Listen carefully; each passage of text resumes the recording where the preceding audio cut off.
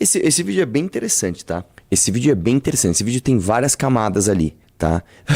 Primeiro é o seguinte. Vamos começar pelo final, que é ele falando que ele não era esquerdista. O que é isso? O que é o Lula falando que ele não é esquerdista? É o Lula querendo passar uma imagem de moderado, né?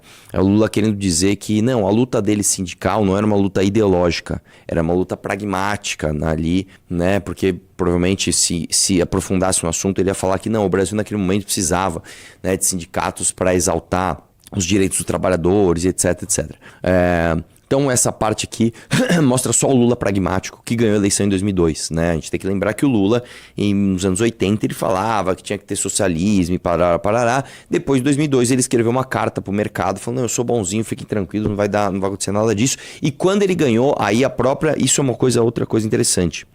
Quando ele ganha a eleição, né? E a própria, acho que foi a Angela Merkel que falou ali, né? Olha que engraçado, quando você ganhou a eleição, você foi direto pro centro, né? O Lula nunca foi esquerdista tal, porque o mundo também entendeu que o Lula, quando ganhou a eleição em 2002, ele não transformou o Brasil numa potência ideológica à esquerda. Ele foi bem pragmático, tá? Foi bem pragmático, né? Isso aí são eles tentando passar um pano, né, para essas questões ideológicas, falando, não, todo mundo aqui é pragmático. Mas a parte mais interessante do discurso para mim, da conversa é o seguinte, quando o Lula começa a falar que não, o mundo não é de esquerda. E isso é uma coisa que você tem que entender, você que tá ouvindo aí. O mundo não é de esquerda e nem de direita, cara. A esmagadora maioria das pessoas em todos os lugares do mundo, elas não sabem muito bem o que está acontecendo. Elas não entendem muito bem, né, o que é direita, o que é esquerda. Elas têm algumas convicções comportamentais. Então, geralmente, as pessoas elas têm mais afinco na defesa de opiniões ligadas a comportamento. Então, puta, eu gosto de família. Ou, puta, eu acho que o direito do LGBT tem que estar acima dos outros. Ou, puta, tem uma pessoa trans na minha família, então eu entendo mais do que as outras pessoas o direito das pessoas trans. Não, pô, cara, eu tenho um cara que usou droga na minha família, então sou absolutamente contra a droga. É sempre uma coisa mais identitária do que ideológica. Você sair perguntando para as pessoas no mundo o que elas leram de direita e de esquerda, ninguém. E outra, a maior parte das pessoas entendem que você tem um caminho no meio entre controle total do Estado e anarquia. Existe um caminho ali, uma calibragem, onde o ajuste fino dessa calibragem as pessoas pouco se interessam, né? Isso é importante porque geralmente quando você vai viver uma sociedade polarizada, principalmente uma sociedade recém-polarizada, que é o caso do Brasil, as pessoas ainda buscam, né, espalhar as suas ideias por meio do apoio ideológico. Não, eu vou mostrar aqui para todo mundo que eu tô certo porque eu sou de direita, ou porque eu sou de esquerda, ou porque a ideologia é tal. E as pessoas não ligam para isso, cara. As pessoas não ligam pra isso. A gente fala isso tanto, cara. E parece uma coisa óbvia pra você que ouve isso o tempo todo, mas troca uma ideia com alguém que, sei lá, troca uma ideia no elevador com teu vizinho. Troca uma ideia com, sei lá, com principalmente gente que não é da geração Z. Você vai trocar ideia com os boomer, com a galera da geração millennium, cara, todo mundo acha que o Brasil está dividido entre direita e esquerda. E eles acham que ou as pessoas são mais de esquerda ou as pessoas são mais de direita. Não, ninguém não é mais de nada, velho. Não é mais de nada. Eu vou dar um exemplo que aconteceu esses dias, tá? Por um acaso, eu conheci um grupo de pessoas e nesse grupo de pessoas tinha uma irmã de um amigo de infância meu. E ela assim, super, eu até brinquei com ela, falei, provavelmente você me odeia, né? Você odeia o que eu faço. Ela, não sei quem é você, então ela já não me conhecia, já não era uma pessoa envolvida. Aí depois, beleza, o pai dela era amigo da minha tia, que eu falei, petista lá, puta conversa, não sei o que lá. Aí eu falei, bom, agora, aí ela descobriu que você é amigo do meu irmão, foi beleza, tal. E aí, agora você me odeia? Ela, posso ser sincero? Eu nem sei nada disso. E quando você entra no Instagram dela, assim, completamente esquerdista, assim, comportamentos completamente esquerdistas, assim, tudo aquilo que você pode imaginar do pacote inteiro. Por que eu tô dizendo isso pra você? Existe uma impressão, ainda mais a gente que trata de política todo dia, de que as pessoas se importam muito com isso e de que isso está a pleno conhecimento das pessoas. Não está. E eu não tô nem falando, você fala, sei lá, os interiores do Brasil que só tem gente burra, não sei o que. Não, para com esse pensamento arrogante. Eu tô falando assim, pessoas em grandes metrópoles, pessoas que estão bem informadas, às vezes elas só não ligam pra isso. E isso, na verdade, eu vou te falar, é uma notícia boa, por quê? Porque quando a gente analisa, isso é outra coisa que a gente sempre fala, tá? Quando a gente analisa o discurso mais difícil que tem pra combater, que é o discurso do super cético, daquele que, vai lá, vocês que vão mudar o Brasil então, tá bom, né? Eu acabei de ver uma história do Manzioni, né? Ele me zoando aqui, falando, pô, o Arthur veio aqui destruir meu podcast, não sei o que lá, tal. Ele tem esse discurso, vocês que vão mudar o Brasil então. Sim, o destino de grandes... o destino de nações, de impérios, de reinados, eles são modificados por grupos pequenos de pessoas absolutamente interessados na causa. Tá?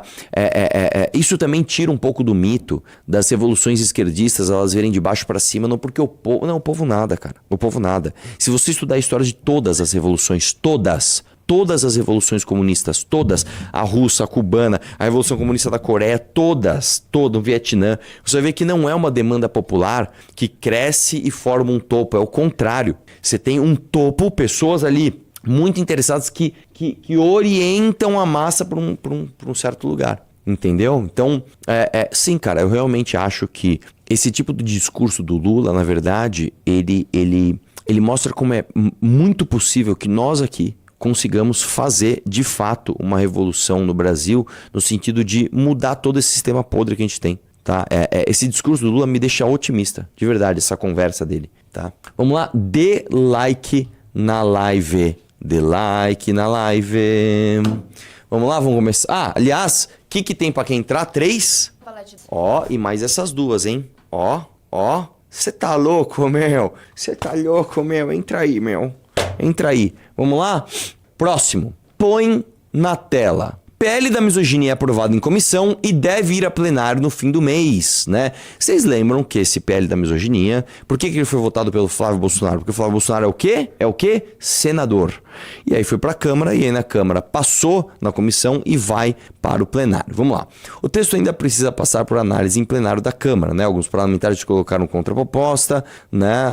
Alguns do PL, etc. Mota apoia o projeto e se comprometeu com a data para votação, né? Desce um pouquinho.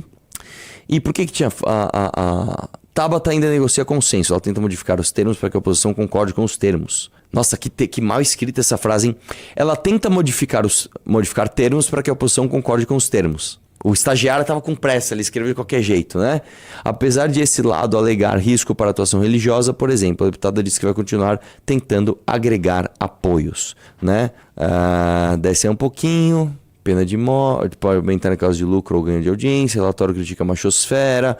Influência nas redes vira agravante. Descer um pouquinho. E aí vamos lá. Vamos falar bastante sobre isso, porque isso aqui acho que tem coisas importantes. Sobe um pouquinho, sobe uma coisa.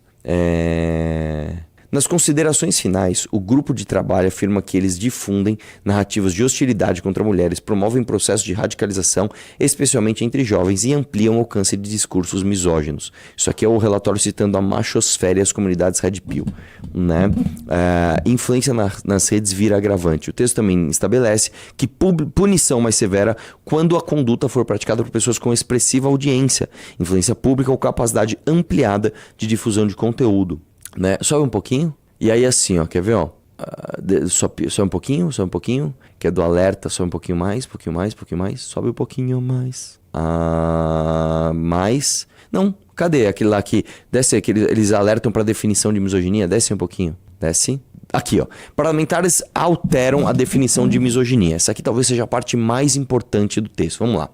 Diz que se considera ato de misoginia a prática, a indução ou a incitação de violência, de restrição ao pleno exercício de direitos ou de ofensa à dignidade da mulher em razão da condição de mulher. Então vamos lá. Vamos, ó. Uma das coisas mais importantes que tem quando você vai aprovar um projeto de lei é você ler palavra a palavra. Então vamos começar? Vamos lá. Se considera ato de misoginia a prática, ou seja, sei lá, e fazer, a indução, ou você induzir alguém a fazer, ou incitar, aplaudir ou incitar, a violência. Até aí o texto está certo. Vamos lá. Se eu praticar um ato de violência, e aí eu acho que até tinha que estar mais definido do que é violência, né? Porque assim, você está falando de violência, que tipo de violência? Violência física, é isso? Violência física. Então beleza, se eu bater numa mulher, ou se eu incitar alguém, você tem que bater nela. Ou se eu ficar induzindo a violência contra uma mulher, eu tenho que ser punido? Sim, isso aqui tá muito claro, isso aqui tá muito ótimo. Mas vamos isso lá? já existe, com ser humano. Mas tudo bem, mas eles estão definindo o que é misoginia.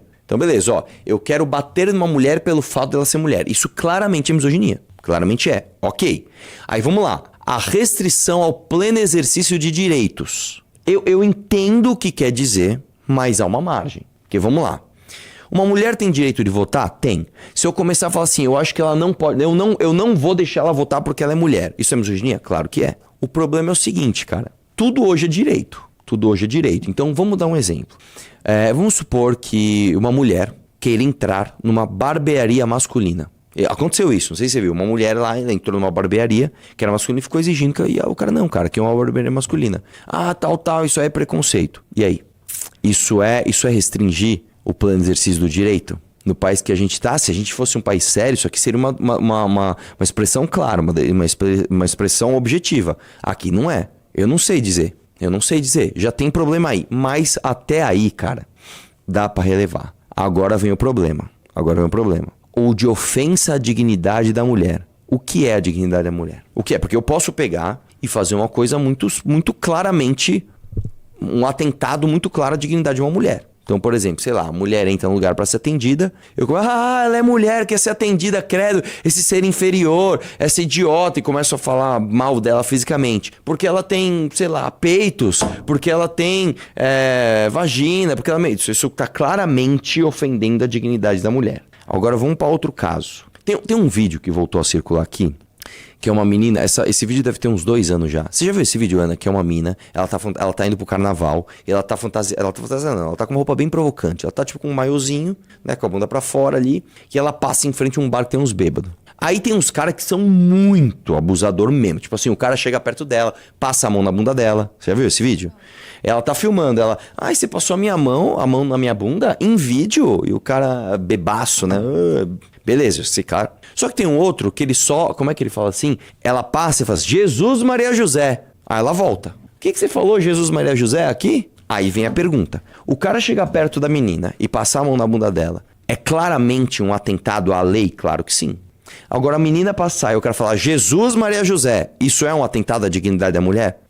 Eu acho que não. Eu tenho certeza que tem um monte de gente, provavelmente vai ter corte de gente falando que claro que é, olha lá. Eu não tô falando que isso é desejável, tô falando que isso é legal. Tô falando que se uma mulher passa e fala Jesus, Maria José, ela vai gostar muito e vai, nossa, ser conquistada por você. Não tô falando isso. Mas isso é o suficiente para eu sofrer uma medida legal contra mim? Equiparada ao racismo, exatamente. E aí? Vamos subir um degrauzinho. Se uma mulher passa e o cara fala, ô gostosa, é uma grosseria, é uma coisa de babaca. É uma coisa que se eu tô com uma menina e o cara faz isso, eu vou ter que mandar ele tomar naquele lugar, né?